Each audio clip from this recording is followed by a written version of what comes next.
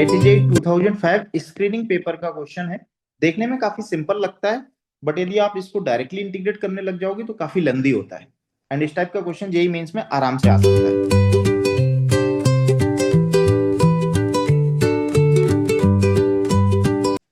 In this question we have to integrate this expression. Limit है हमारे पास -2 से 0। तो जैसे हम लोग इन टर्म्स को देखते हैं तो हमारे माइंड में चलता है कि हम इनको तो डायरेक्टली इंटीग्रेट कर सकते हैं। बिल्कुल कर सकते हैं, यहां पर थोड़ा सा दिमाग लगाना पड़ेगा, बट हम लोग इंटीग्रेशन बाय पार्ट्स की हेल्प से इसको भी इंटीग्रेट कर सकते हैं। यदि हम लोग ऐसा करते हैं तो ये काफी लेंदी होता है। तो इन सबसे बचने के लिए हमारे पास एक बेटर मेथड होती है कि हम लोग सबसे पहले x+1 को टी लेट कर लेते हैं।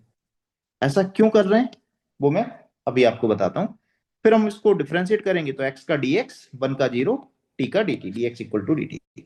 अब हम लोगों को कंप्लीट क्वेश्चन को t के टर्म्स में कन्वर्ट करना होगा। t के टर्म्स में कन्वर्ट करने के लिए x की लोअर लिमिट -2 है, तो -2 को पुट करेंगे, -2 + 1, t की लोअर लिमिट -1 बन जाएगी। सिमिलरली t की अपर लिमिट 1 बन जाएगी। कैसे? Upper limit of x is 0, so 0 + 1 will be 1, तो t विल बी 1। अब इस क्वेश्चन को हमें t के टर्म्स में कन्वर्ट करना है। ये तो dt हो जाएगा, ये t होगा, ये भी t होगा। इसको t के टर्म्स में कन्वर्ट करना है। तो यदि हम लोग इस एक्सप्रेशन को थोड़ा ध्यान से देखें तो हमारे माइंड में क्लिक करता है ये तो x+1 का होल क्यूब बन सकता है। बस कितना मिसिंग है? 1 मिसिंग है। तो इस 3 को हम लोग ब्रेक कर देते हैं, 1 + 2। जैसे ही आप इसको x+1 का होल क्यूब रखोगे उसके बाद फिर ये इजिली सॉल्व हो जाएगा। इस 3 को मैंने ब्रेक किया, 1 + 2। इससे क्या बेनिफिट हुआ? ये x+1 का होल क्यूब बनेगा। x+1 का होल क्यूब मतलब t cube. So this is t cube plus 2 plus ये t है और ये cos t है, t cos t dt। अब ये क्वेश्चन खत्म हो गया। यहां पर आपको बस एक प्रॉपर्टी पता होनी चाहिए डेफिनेट इंटीग्रेशन में, -a से a integration of odd function, integration of odd function is always 0। तो t क्यूब ऑड फंक्शन है एंड t cos t भी ऑड फंक्शन है, ये आपको पता होना चाहिए, है ना। ऑड फंक्शन क्यों है वो भी मैं आपको बता दे रहा हूं। यदि किसी ऑड फंक्शन के लिए f of x plus f of -x 0 के इक्वल होता है, ये ऑड फंक्शन की प्रॉपर्टी होती है।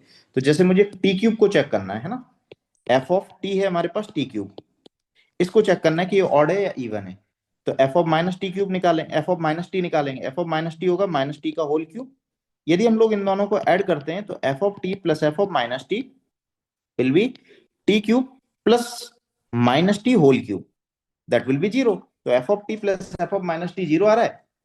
इसका मतलब f of t is a odd function, मतलब t cube is a odd function. t cube odd function है तो इसका इंटीग्रेशन 0 हो जाएगा, दिस विल बी 0।